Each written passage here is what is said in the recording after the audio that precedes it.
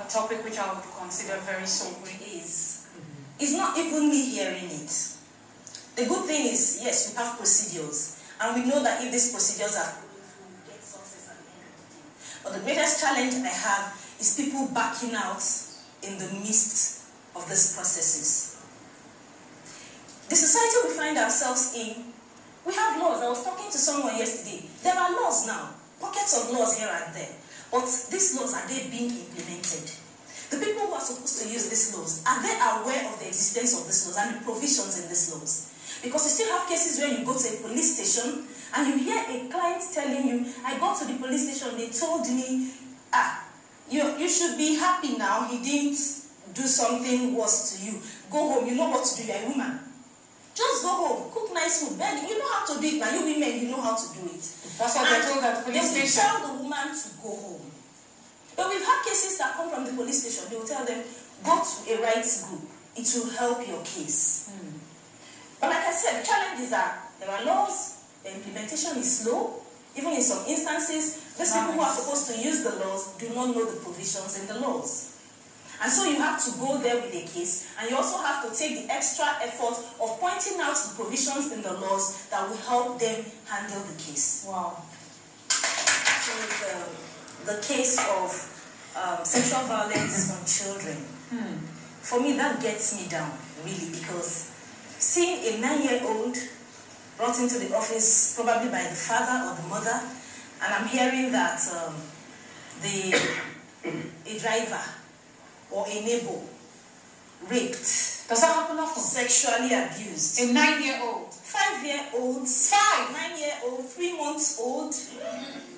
I'm surprised they're shouting, huh? These are your neighbors. They live in your neighborhood. For me, it gets me. It really gets me.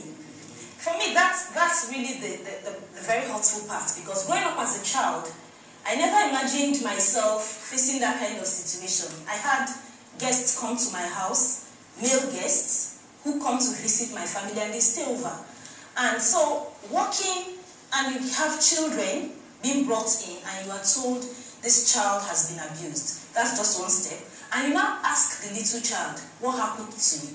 And this child will tell you, Uncle so-and-so did this, took me to the back of the class, put me on a desk.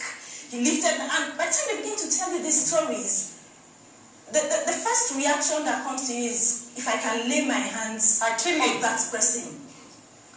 And I still see parents who walk in and say, we don't want it to be made public.